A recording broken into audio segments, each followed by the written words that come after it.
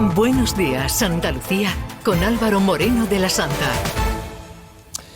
Hola, ¿qué tal? Muy buenos días, son las 9:01 de este jueves en el que estamos compartiendo esta mañana con Graciano Palomo, con Fernando Lázaro y con Diego Suárez aquí en el plató. Muy buenos días, Diego, de nuevo. Muy buenos días. Y estamos en disposición en este momento de hablar con Daniel Lacalle, es doctor en Economía, autor de muchos libros de divulgación y análisis económico, el último de hace apenas unos días, Libertad o Igualdad. Muy buenos días. Muy buenos días, ¿cómo estás, Álvaro? Bueno, lo primero, preguntarle como analista de la realidad, ¿cómo ve lo sucedido ayer y lo que sucedió ayer y lo que va a dar de sí hoy en torno a esta votación del estado de alarma, de la derogación de la reforma laboral, sí o no, la íntegra, no íntegra, en fin, del lío formado ayer? ¿Cómo lo ve usted? Lo que ha ocurrido es absolutamente increíble, ¿no? Y introduce una inseguridad jurídica en España absoluta. La idea de que un gobierno que se compromete a mantener una legislación laboral que ha funcionado, que ha creado empleo, que ha permitido además que en una crisis tan severa como esta tengamos un mecanismo flexibilizado como es el de los ERTEs, que dentro de la reforma laboral incluía la flexibilización y la agilización del mecanismo de reestructuración temporal de empleo. Una de las cosas más alucinantes no solamente es que se llegue de repente a un acuerdo que lo que hace es todo lo contrario a lo que el gobierno ha anunciado y después se cambie con un WhatsApp a medianoche cambiándolo todo. La imagen que estamos dando hacia afuera y hacia cualquier persona que esté intentando plantearse la posibilidad de invertir, de crear empleo en España ante la recuperación, pues es de enorme inseguridad jurídica y es muy preocupante, la verdad, muy preocupante y responsable hasta el máximo. Señor Lacalle, ¿cómo vamos a salir de este lío? Teníamos la cuestión de la crisis sanitaria que deriva en crisis económica, en fin, de enorme envergadura. En su opinión, ¿cómo vamos a salir de aquí? Vamos a salir mal. Vamos a salir de una manera lenta y además de una manera muy endeudada y con mucho paro. Vamos a salir de manera más lenta que la media de los países de la eurozona y que la media de los países de la Unión Europea, con un margen muy importante, no por unas décimas. Vamos a salir... no se recuperaría el Producto Interior Bruto en nuestras estimaciones del año 2019 hasta finales del año 2023.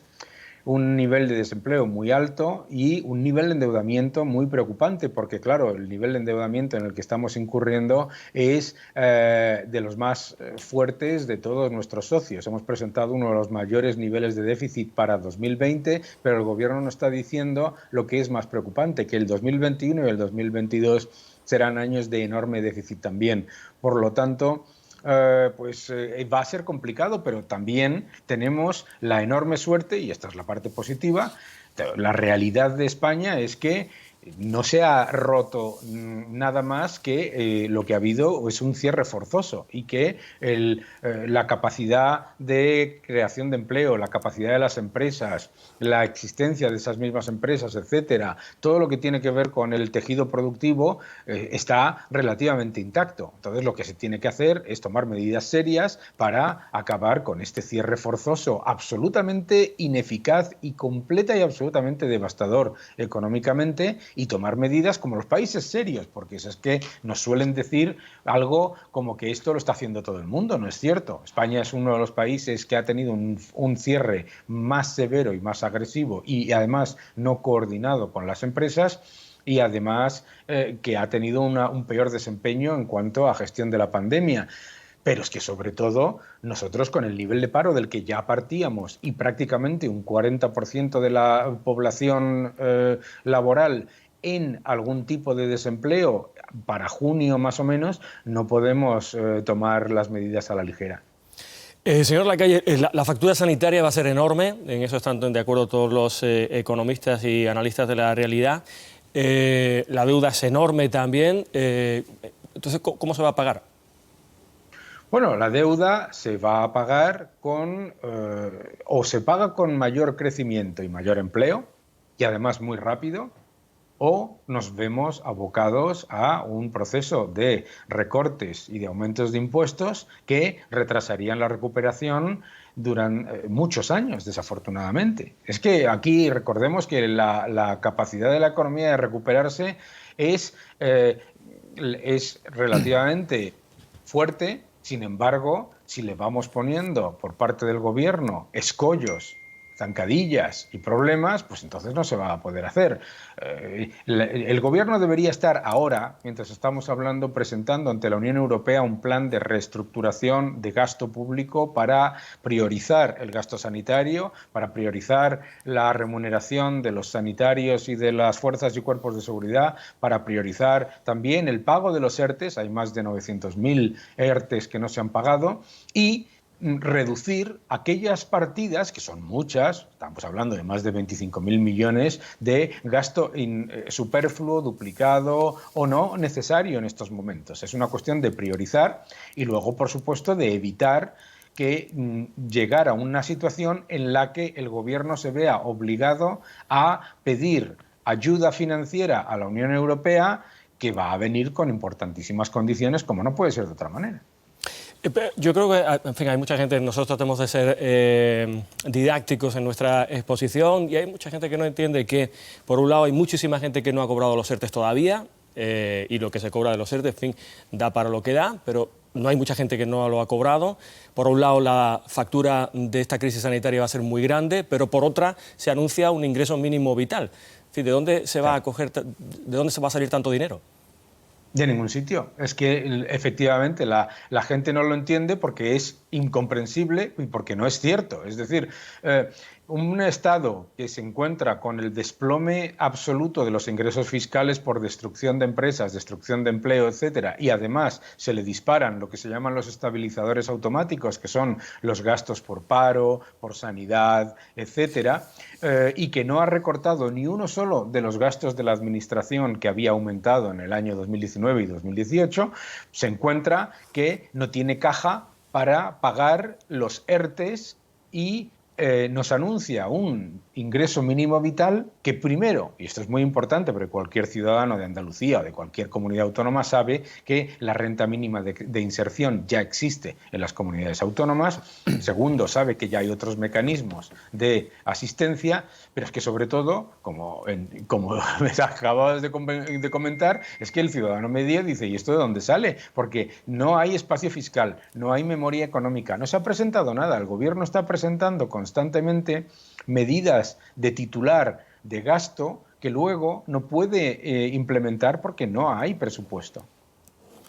De hecho, el Parlamento de Andalucía convalidó ayer, miércoles, por unanimidad, poner en marcha una renta mínima de inserción social extraordinaria. Tiene un presupuesto de más de 10 millones de euros.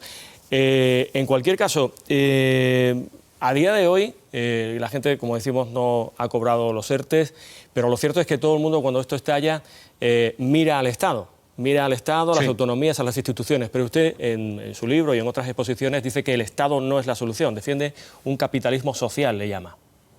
Sí, lo que nos estamos dando cuenta en esta crisis, precisamente, es de la importancia de tener empresas eficientes, en competencia, con capacidad de generar y de gestionar la pandemia y entornos difíciles muy rápidamente. Y nos estamos dando cuenta también que el Estado no lo puede financiar todo. Que el Estado tiene una capacidad y tiene una capacidad máxima, pero el Estado depende de las empresas y de los contribuyentes. Y en momentos como este, en el que los contribuyentes y las empresas se están dejando morir de manera absoluta, nos damos cuenta de que el Estado es un ente muy frágil, ¿no? Muchas veces en el debate económico o en los medios de comunicación se nos dice ese concepto de papá Estado. No existe papá Estado, es niño Estado que depende de papá contribuyentes y mamá empresas. Y lo que necesitamos son más empresas y más fortaleza económica,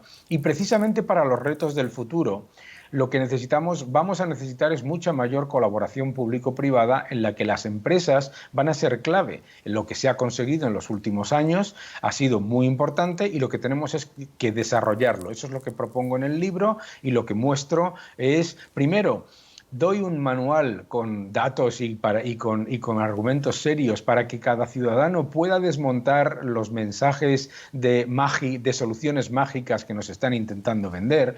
Y segundo, y más importante, doy soluciones realistas para que podamos avanzar en un sistema que genere mayor bienestar para todos, no mayor bienestar para la administración.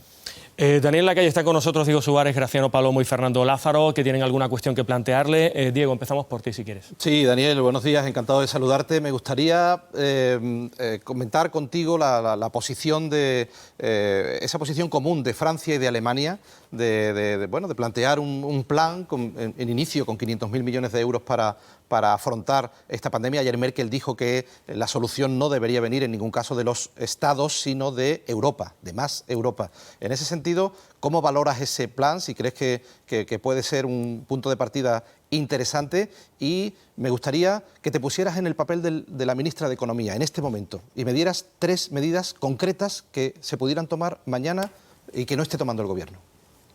De acuerdo. El plan que han presentado Francia y Alemania debemos entender, muy importante, hay que leer el documento, que no es un plan de dinero gratis, ¿eh? Es un plan que está condicionado a reformas estructurales, a políticas económicas serias y es un plan importante que muestra de nuevo algo que nos intentan decir constantemente que es incorrecto, que en la Unión Europea nos dicen que no hay solidaridad. No es cierto. Hay unos mecanismos de solidaridad que están funcionando muy bien. Entre otras cosas, un país como España, que no tiene la posibilidad ni siquiera de pagar los ERTES, se está financiando hoy a tipos absolutamente espectacularmente bajos. Entonces, este plan está muy bien, está bien enfocado, pero debemos entender que el agujero económico que se está generando en la Unión Europea es aproximadamente de 2,5 billones de euros, es decir,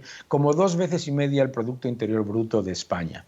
Los 500.000 millones que están anunciando Francia y Alemania ni siquiera empiezan a afrontar el problema de agujero fiscal de los estados. Y es un plan que incluye también ayudas para los sectores afectados, es decir, para el sector privado. Entonces, debemos ser muy cautelosos a la hora de pensar que nos va a llegar dinero gratis de la Unión Europea, porque no va a ocurrir.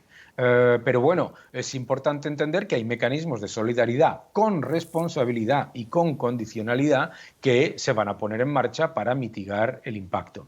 ¿Qué es lo que yo haría si fuese la ministra ahora mismo? Lo primero es eliminar completamente el plan que anunció, el plan económico que anunció, porque era un plan que estaba diseñado para una crisis que iba a durar un par de semanas, indolora, y que se iba a recuperar la economía en V. Eso ha muerto. Entonces hay que sentarse con los agentes económicos, con las pequeñas y medianas empresas, los autónomos y las grandes empresas, para estructurar un mecanismo de salida de la crisis que sea productivo, porque claro, eso es una cosa muy importante, ¿no? Entonces, eso es lo primero que haría. Lo segundo que haría es inmediatamente exonerar de impuestos a las empresas durante el periodo de crisis, porque lo que tú te estás encontrando ahora mismo es un problema fiscal mucho mayor que el del déficit del año 2020. Es decir, en España se han perdido 122.000 empresas en menos de un mes. Eso significa un agujero fiscal de 12.200 millones mínimo durante los próximos 5 años, porque esas empresas no vuelven. Entonces tienes que mantener el tejido empresarial y productivo a toda costa para que luego, tercer factor que yo haría, no se te conviertan los ERTES en desempleo estructural. ¿Cómo consigues eso? Primero, no orientando el programa a la extensión de los ERTES con una serie de escollos posteriores a la creación de empleo, sino introduciendo medidas serias como hicieron, por ejemplo, en Portugal o en Grecia, es que estamos hablando de países, Grecia y Portugal, que lo han hecho mucho mejor que nosotros, para que todo el empleo que se pueda crear cuando se reabra la economía, se haga con la mayor rapidez posible. Y para eso hay que reducir las cargas burocráticas y administrativas que existen ahora mismo en el sistema. Pero lo primero que haría, desde luego, es sentarme con los que realmente crean empleo. Fernando Lázaro. ¿Qué tal, señor Lacalle? Buenos días. Le quería plantear dos dudas rápidas. Usted ya ha apuntado que la ayuda de la Unión Europea estará por llegar, un rescate europeo. Mi pregunta es, ¿qué nos va a tocar pagar de peajes? Si puede hacer una estimación y por dónde puede llegar una política de recortes. Y segundo, usted apuesta, lógicamente, por una colaboración del sector público y sector privado. Y sin embargo, esto que estamos viendo es un gobierno de socialistas y comunistas que el mensaje que está calando muy hondo es la persecución, por lo menos de la parte de los comunistas, de todo lo que huela a privado. Yo no sé si el sector del empresariado, si el sector que tiene una oportunidad de mover un negocio en privado, siente seguridad jurídica cuando escucha pues declaraciones como las que tenemos que escuchar casi a diario contra lo privado por parte del vicepresidente del gobierno. Es verdad que desde luego los anuncios en contra de las empresas, la presunción de culpabilidad que se está utilizando con los agricultores, por ejemplo, en Andalucía, y que se está utilizando contra las empresas ante posibles casos que son anécdotas que puedan ser negativas, pero esa utilización del mensaje guerra civilista y negativo contrasta radicalmente con sus políticas. Fíjate que estamos hablando de personas que están diciendo todo el día que son anticapitalistas y que son comunistas y que son antiempresas, y son los que están intentando que se creen las medidas más capitalistas de todas, que es endeudarnos de manera enorme en los mercados para que lo compren unos inversores que son los que demonizan a la vez. Entonces, lo que no puedes tener es una situación en la que tú critiques e intentes estropear el flujo de dinero y de capital que te puede ayudar. Yo creo que desde luego no ayuda en seguridad jurídica y no nos va a ayudar en la recuperación. No nos ayuda en la recuperación.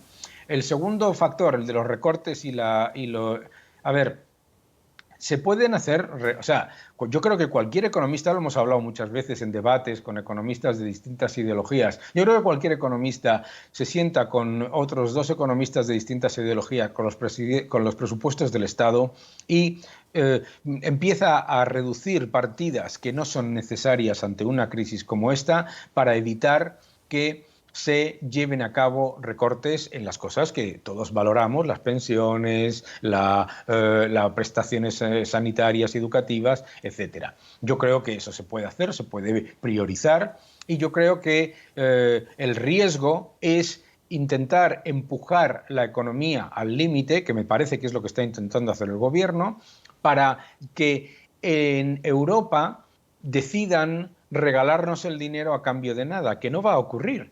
Es una estrategia peligrosísima que ya se le ocurrió a Varoufakis y con los resultados que todos conocemos.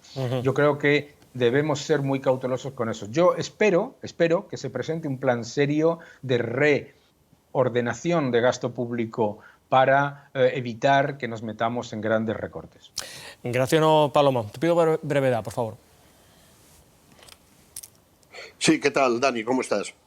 Bueno, es difícil no compartir la línea un poco de sensatez, y lo entenderán perfectamente las amas de casa y todos los ciudadanos que nos estén oyendo, ¿no? Vamos a ver, pero lo que está claro en esta pandemia es que no es lo mismo un capitán que otro. Es decir, no es lo mismo.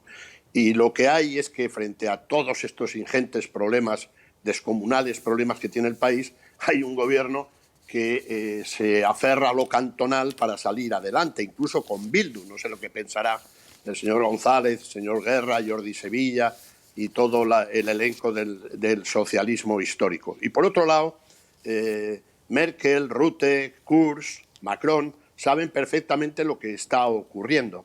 En este sentido, ¿cuál debería ser, en tu opinión, el calendario político, que es la madre de todas las economías en estos momentos en España? El calendario político a corto y medio plazo. Hombre, yo creo hay dos cosas, ¿no? El mando único ha demostrado ser un absoluto fracaso. Y lo primero que se tiene que hacer es recuperar las competencias de las comunidades autónomas, que son precisamente las que han demostrado gestionar mejor todo esto. Esto es muy importante. es muy importante que se acabe el estado de alarma. No puedes estar, por un lado, como está haciendo el gobierno, diciendo que puede la gente ir a tomarse un vermut a una terraza y a la vez decirte que estamos en estado de alarma. No tiene ningún sentido. No tiene ningún sentido en ningún país cercano. Yo creo que es muy importante que el gobierno empiece a darse cuenta de que tiene al enemigo dentro y que el socio fundamental del gobierno, que es Podemos, está preparando su salida con este tipo de medidas y de propuestas maximalistas y guerra civilistas. Está preparando su salida ante la evidencia de que va a tener que pedir ayuda a la Unión Europea. Y el gobierno debería ser muy consciente del riesgo que tiene con este tipo de medidas. Y para mí, bueno, el calendario debería ser que antes de septiembre presente el gobierno un programa a la Unión Europea serio de reordenación y reestructuración del gasto y de los presupuestos para encontrarnos en el año 2021 en una senda de reducción de déficit y reducción del endeudamiento que nos permita evitar un rescate. Para mí eso es clave. Daniel Lacalle, doctor en Economía, autor del libro Libertad o Igualdad. Muchas gracias por atendernos y por compartir sus reflexiones. Siempre un gusto, muchas gracias y muy buenos días a todos. Buenos días.